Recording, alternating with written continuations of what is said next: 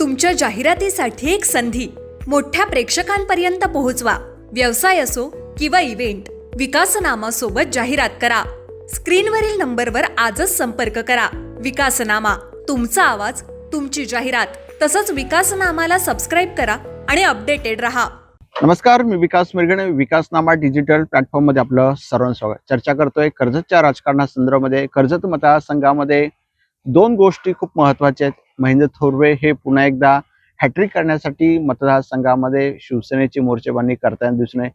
तिकडे सुधा घारे पुन्हा एकदा आमदारकीचं मोर्चेबांधणी करताना दिसून येते. थोडक्यात गेलेली आमदारकी पुन्हा एकदा ती मिळवण्यासाठी 2029 तयारी सुधा घारे करतायत. त्यामुळे कर्जत मतदारसंघामध्ये हे दोन नेते सध्या पुन्हा एकदा 2029च्या निवडणुकीच्या कामाला लागलेले. हा एक महत्त्वाचा मुद्दा अधोरेखित करावासा वाटतो. मूळ मुद्दा असा आहे की काल सुद्धा सुनील तटकरे, राष्ट्रीय काँग्रेसचे प्रदेशाध्यक्ष, रायगडचे नेते यांच्या उपस्थितीमध्ये जो आहे शिंदे गटाच्या सगळ्याच कार्यकर्त्यांनी, बऱ्यापैकी युवा सेना असतील, खानापूर खोपोली पदाधिकाऱ्यांनी, जी युवा सेनेची महत्त्वाची बॉडी आहे त्यातले दिग्गज नेते, युवा सेना ज्यांनी काही निवडणूक लढवलेले, हे सगळे जे आहेत ते अजित पवार गटामध्ये अर्थात तटकऱ्यांच्या घरांच्या राष्ट्रवादीमध्ये पक्षप्रवेश त्यांनी केलेला आहे. एकूणच काय, खोपोलीमध्ये जरी शिंदे गटाचा नगराध्यक्ष आला, शिंदे गटाची ताकद जरी खोपोलीमध्ये असली तरी आता मात्र युवा सेना जी आहे महत्त्वाची तरुणांची फळी, जी सुधा घारेंच्या नेतृत्वाखाली पक्षप्रवेश करताना दिसून येते. त्यामुळे आधी तरुणांमध्ये सुधा घारेंची क्रेज मोठ्या प्रमाणात आहे. परत जे आहेत युवा सेना, ती पुन्हा एकदा तरुणांची क्रेज ओळखून सुधा घारेंच्या पक्षामध्ये सहभागी होताना दिसून येते. त्यामुळे खोपोलीमध्ये जो शिवसेनेचा बालेकिल्ला आहे, राष्ट्रवादीचा पण बालेकिल्ला आहे, पण राष्ट्रवादीमध्ये मोठ्या प्रमाणात गडबाजी, एकमेकांना शह, मग परिवर्तन विकास आघाडी झालेली. त्यामुळे थोडक्यात त्यांची सत्ता खोपोलीचं नगराध्यक्षपद हुकलं.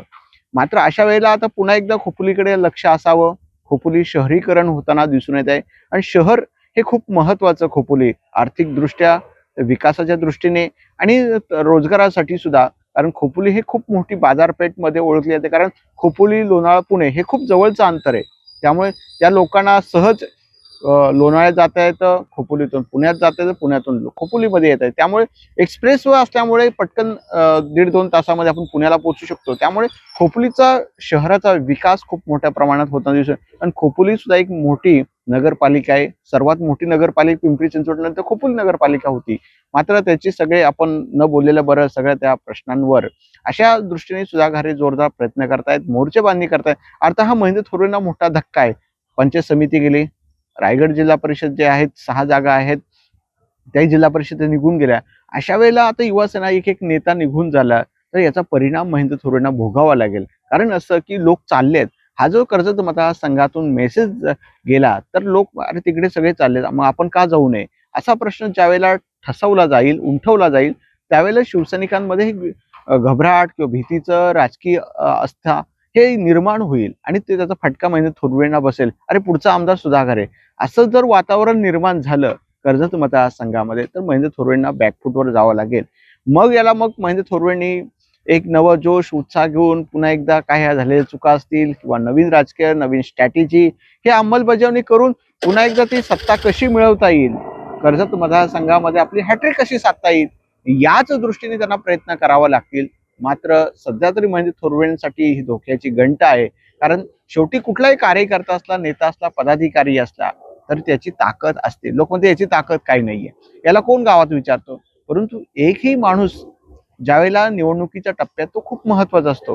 म्हणजे एखाद्याकडे कामगिरी कुठली न सांगता किंवा एखाद्याला सांगितलं हे तू कर, ते सुद्धा त्यांनी व्यवस्थित केलं तर त्याचं महत्व त्या निवडणुकीमध्ये जाणवतं.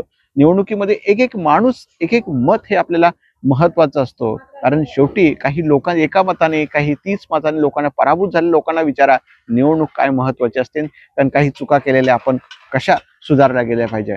सांगायचं तात्पर्य काय आहे की महेंद्र थोरवेंना आता पुन्हा एकदा प्रयत्न करावे लागतील. आणि शेवटी एखादा माणूस जातो, जरी त्याच्या घरामध्ये 4 मतं तर त्याच्या घरातलीच असतात, 6 मतं तर त्याच्या घरातलीच असतात, म्हणजे 6 मतं तुमची कमी झाली ना.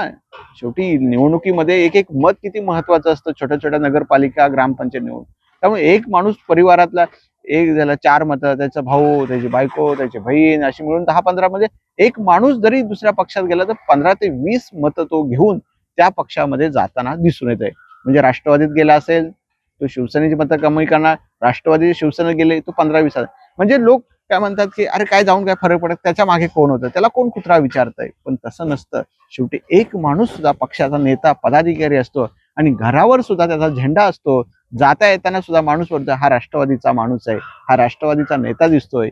म्हणजे तिथं सुद्धा ते मार्केटिंग होतं. शेवटी घरातून जाताना माणूस एखादा अरे हा राष्ट्रवादीचा आहे, हा घारेंचा माणूस आहे किंवा घारेंचं तिथं चिन्ह आहे. मग तिथं सुद्धा मग त्यावेळेला अरे इथं राष्ट्रवादी काँग्रेसची ताकद दिसतो किंवा राष्ट्रवादीचा इथं नेता आहे. हे मार्केटिंगसाठी हे महत्वाचं आहे. एकूणच काय, घारेंना आजचे दिन आहेत सध्या तरी, थोरवेंना धोक्याची घंटा आहे. आता ती कशी नियंत्रण आणायची, धोक्याची घंटा कशी काढायची किंवा ती कशी हटवायची याचा प्रयत्न त्यांनी करावा.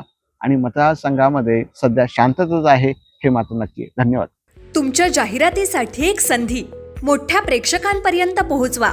व्यवसाय असो किंवा इव्हेंट, विकासनामासोबत जाहिरात करा. स्क्रीनवरील नंबरवर आजच संपर्क करा.